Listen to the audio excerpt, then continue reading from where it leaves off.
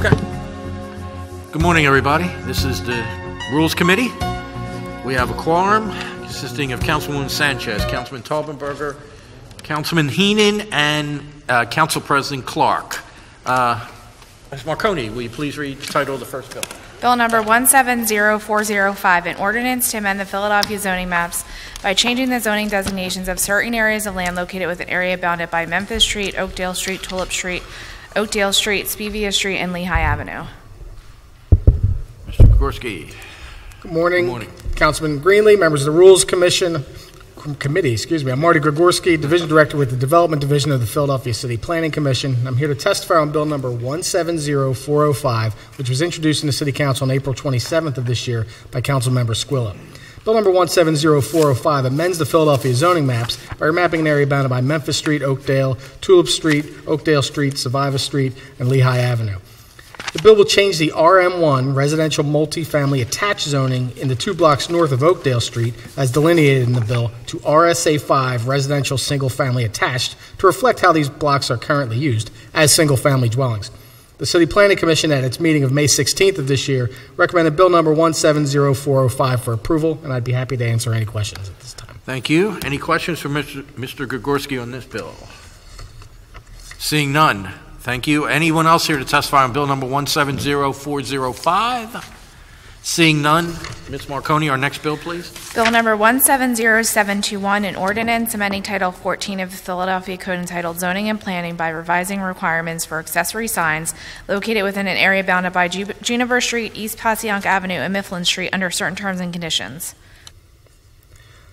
Good morning, Councilman Greenlee, members of the Rules Committee. I'm Marty Gregorski, Division Director with the Development Division of the Philadelphia City Planning Commission, here to testify on Bill number 170721, which is introduced in the City Council on September 14th of this year by Councilmember Squilla. Bill number 170721 amends the Philadelphia zoning code and maps by revising the requirements for accessory signs located within the area bounded by Juniper Street, East Passyunk Avenue, and Mifflin Street. This will allow for the expansion of a sign that will be permitted to be displayed over the roof of the building, where the code does not permit signs above the bottom of the second floor window. A similar sign was previously approved by Bill number 150170 that the Planning Commission recommended against at their meeting of March 24th, 2015. Thus, the Philadelphia City Planning Commission considered Bill number 170721 at its meeting of September 19th of this year and recommended not to support the granting of the bill as an item in accord with previous policy. And I'd be happy to answer any questions at this time. Thank you, Mr. Gorski. So your opposition basically is just generally on a sign like this, not necessarily specifically to this site? The sign had a bill passed back in 2015 to allow the sign. It was for Palladino's restaurant. They're coming in to replace that sign. Basically, we don't like the idea of changing the code to permit one sign. For one spot, right? Correct. Has there ever been, as far as you know, any complaints about this sign? I don't think so. Okay, all right. So this is the same location. Correct. Okay. And what's the sign? It's not a, what do you call it? It's static, right? It's a static sign. It's an accessory sign, slightly larger than what was on Palladino's, but not out of scale from what was there before. So your opposition is a general opposition, I Correct. guess we would say. Okay. Councilman Heenan? I'm sorry. Good morning, Marty. So you're in opposition to this bill? Or Yes. Okay. And this is not for this is for one sign specific? Correct. Is that correct? So it's not a defined jurisdiction or special service area where you would have signs be allowed by right. What is the dimensions of this sign? Is it restricted to a certain dimension, or is it does it allow the 1,250 square foot as a non-accessory sign? No, it's nowhere near that kind of sign. This is a I'm just sign. trying to get an idea, a picture in my. No, this sign, and I don't have the specs on the exact sign. It's allowed to go 9 feet above the existing roof line. The last sign, eyeballing, was probably 2 feet by 10 feet, 15 feet. It was nowhere near 1,200, square feet, like a billboard. Okay. This is a sign accessory to what was a restaurant, and I believe is going to be another restaurant. Okay. And if the ownership changes, would it sunset? This bill's going to sunset. The sign has to be erected before November 30th of this year. After that, then it has to comply with the code. So it has to be built right away, and then it would comply. Otherwise, it's sunsetted. Okay. Okay. Thank you. Any other questions? All right, seeing none. Anyone else here to testify on bill number 170721? Seeing none. Ms. Marconi, our last bill of today, please. Bill number 170683, an ordinance continuing the Port Richmond Industrial Development Enterprise Neighborhood Improvement District beyond its termination date in the area bounded generally by north side of Allegheny Avenue, the west side of Memphis Street between Allegheny Avenue and East Westmoreland Street, the south side of East Westmoreland Street, the property line of 3300 Agate Street, and the back of properties facing west along the east side of Tulip Street between Westmoreland and Ontario Streets, the south side of Ontario Street, the west side of Tulip Street between Ontario and Tioga Streets, the north side of Tioga Street, the back properties facing west on the east side of Tulip Street between Tioga and Venango Streets, the back of properties facing south along the north side of Venango Street, including the property located at 2301-07 East Venango Street, and the back of properties facing east along the west side of Amber Street, as well as the properties located at 2066-80 East Tioga Street and 2082 East Tioga Street, continuing the Port Richmond Industrial Development Enterprise Incorporated, a Pennsylvania nonprofit corporation, as the Neighborhood Improvement District Management Association for the district, approving a final plan for the district, including a list of proposed improvements and their estimated costs, and providing for assessment fees to be levied on property owners within the district, authorizing the Director of Commerce on behalf of the city to execute an agreement with the Port Richmond Industrial Development Enterprise Incorporated relating to the district, and authorizing Port Richmond Industrial Development Enterprise Incorporated to assess certain property owners within the district a special property assessment fee to be used in accordance with the approved final plan, all in accordance with the provisions of the Community and Economic Improvement Act and under certain terms and conditions. Thank you. Our first witness, Ms. Murphy, if you want to identify yourself, proceed, please. And we have your written testimony. Good morning. My name is Dennis Murphy. I'm the Director of Commercial Corridor Development for the City of Philadelphia Commerce Department. I'm here to testify in support of the bill reauthorizing the Pride District, Port Richmond Industrial Development Enterprise District. Pride is unique among Philadelphia's 13 bids in that it serves an industrial district. It's home to 135 firms clustered within a 16-block section of Port Richmond. These firms employ roughly 1,000 people. In 2002, Pride developed a plan for improvements and organized themselves to pay for services to strengthen the district as a location for industrial businesses. Pride provides regular litter removal and security patrols and works closely with the police. Pride recently installed a number of security cameras throughout the district using Commerce Department funding and their bid assessments. Our department recently awarded them a small grant to match their assessment funds to help pay for the cleaning and security services. These efforts have created an environment where customers and prospective employees can come to Pride without being discouraged by the neighborhood's conditions. They allow the businesses to operate without spending their valuable time dealing with illegal dumping, graffiti, and vandalism. Philadelphia's industrial sector is an important source of jobs for Philadelphians. The services that Pride provides are critical to keeping their location competitive for these businesses. We are pleased to support Pride's desire to continue for another 5-year period. This effort deserves the support of the city. Thank you for your consideration. I'm happy to answer any questions you may have. Thank you, Mr. Murphy. Are you testifying too? Or? No, I'm just supporting Dennis. Okay. Just one quick, I know there's people here in support of it. I've heard all the positive things about it. Has there been any concerns raised about this? Not that I'm aware of. Okay. All right. So one thing I will mention is yesterday the law department had reviewed the legislation, right, and they had technical amendments. I was going to say that. Yeah, we'll have those technical amendments presented at the meeting of the committee. Yes. Right. Okay. Great. Thanks, Councilman Heenan. Thank you, Mr. Chair. Good morning, Dennis. And a couple quick questions. I'm looking at the 5-year plan, and I see modest growth. Is that modest growth because you anticipate the bid actually working for itself and attracting new markets and more business opportunities? The board, when they were doing their 5-year plan, were trying to be conservative and budget in case costs were to increase. And so it's kind of a combination of things. They're trying to make sure that they have the ability to collect what they need. And then also within Port Richmond, values have increased. So it's likely that if they need to collect more money, the actual rate that people are going to have to pay is going to be probably the same as it is now.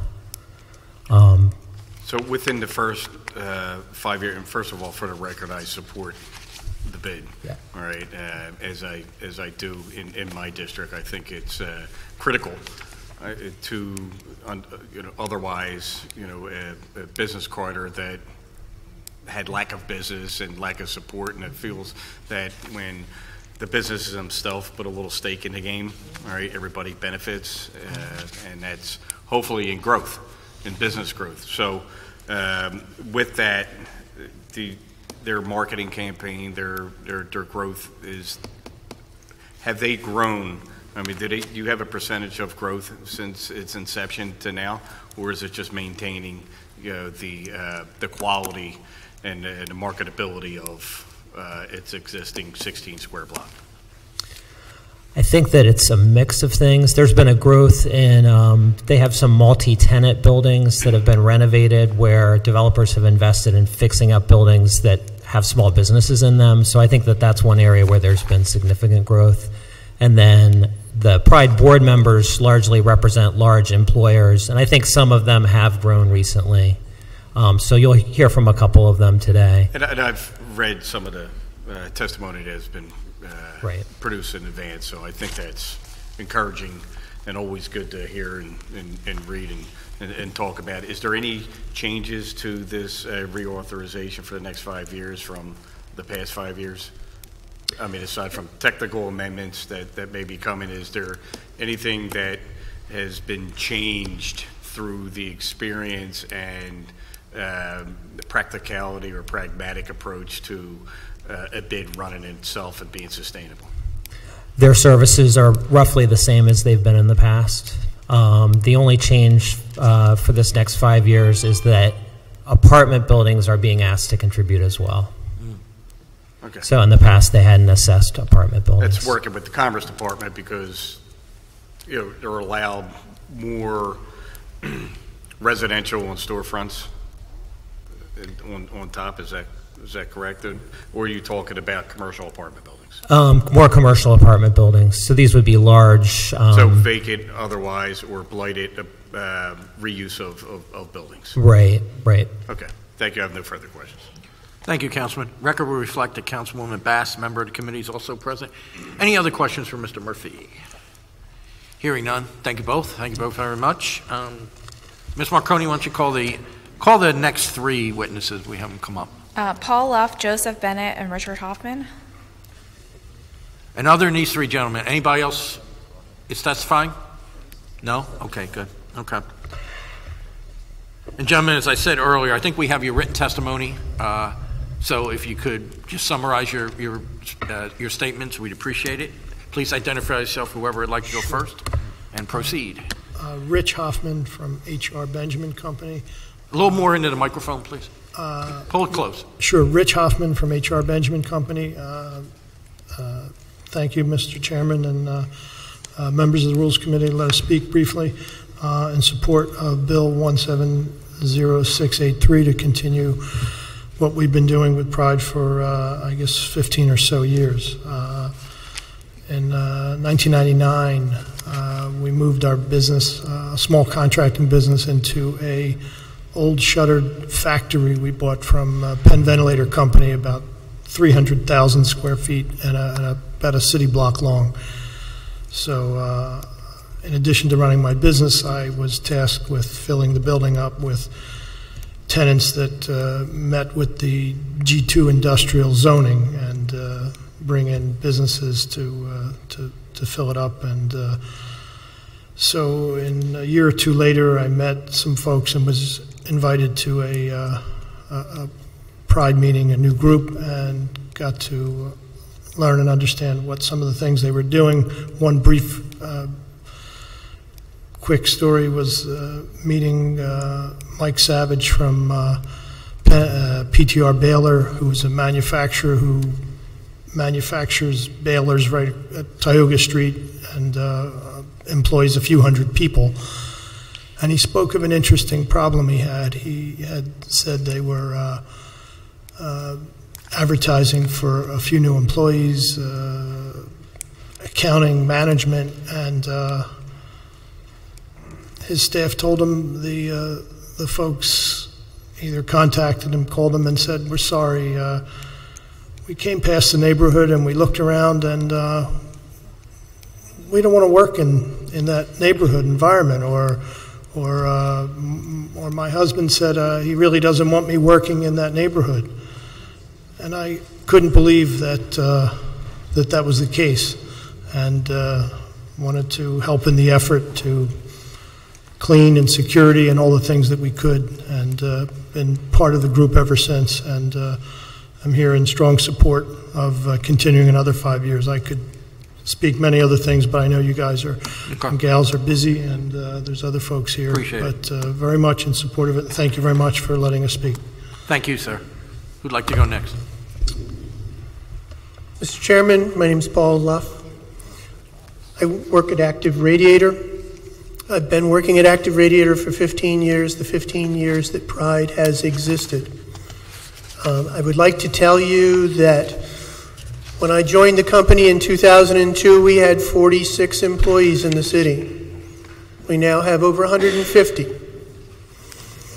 Back many years ago, when Pride was in its first 5 years, the owner of the business had the opportunity to relocate outside the area. But Pride was doing good things in the neighborhood. Pride was changing the neighborhood. Pride was making the neighborhood have pride. As a result, he decided to buy another building nearby. We now have 250,000 square feet that we're operating in. We just added an additional large distribution warehouse and added an additional 10 employees in the area. We're planning on staying here. He supports Pride very strongly, and all of those people, a good percentage of those people, live in the neighborhood. And they spend money in the neighborhood at various shops and businesses. So it's a multiplying effect for having those manufacturing jobs. We've got a 1 square mile area for Pride, and we're being surrounded by development. Well, that's good and bad, but the city still needs manufacturing and still needs an industrial base. And I'm here to say that Pride is a big reason why we're still there. Because it's a cleaner place, it's a safer place. As part of my testimony, I attached the letter from the 24th District Captain. I was going to mention that, yes. Supporting us. They've been very supportive of our work and what we've been doing with the safety ambassadors. It's been extremely complimentary to the police department. And if you look at the statistics for the 24th in our area, it's down. We want to keep it that way. And we strongly recommend and support this bill. Okay. Thank and I'll you, sir. take any questions if you have them. Okay. Thank you. Record will reflect Councilwoman Reynolds Brown, member of the committee, is present. Mr. Bennett, please identify yourself and proceed. Thank you. Good morning, Chairman Greenlee and members of the Rules Committee. My name is Joseph Bennett. I work for PTR Baler and Compactor Company. I'm here as a representative of the company. PTR has been around for a long time. We've been in the facility on 2207 East Ontario since 1973. I started there 20 years ago. The neighborhood was in worse shape than it is now. It needed, cleaning. There was trash in the streets, a lot of graffiti. Pride has worked to clean up the streets, to add safety, to make it a better neighborhood.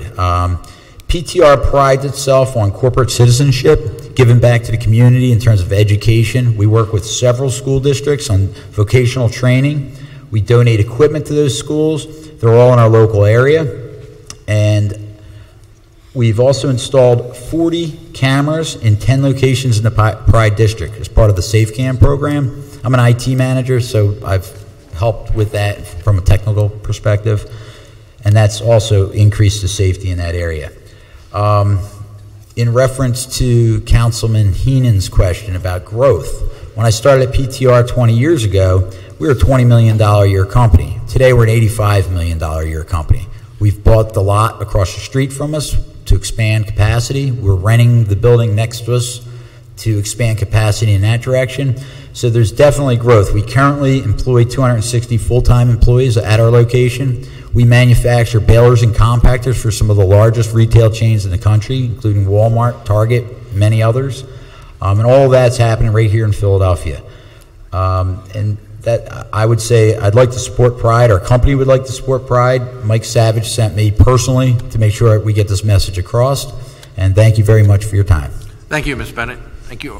Thanks to all three of you. Unless there's any, first, please let the record reflect Councilman Jones, member of the committee, is present. Any other? I think it. And is there anyone else here to testify? Nobody else? Okay. I think it's significant, just to put on the record. Oftentimes when we renew these, somebody's not happy. Somebody comes in here and complains about something, and it shows how well this is working. That's certainly not the case. You know. So, no more questions or comments? Thank you all very much. Thank you for coming down. Thank you for your time. Again, as Mr. Luff pointed out, we also will put on the record a letter from Captain Daniel O'Connor of 24th Police District in support of this bill. One more time, no one else here to testify on this bill? That will conclude the hearing of the Committee on Rules. We will now go into shortly go into a public meeting.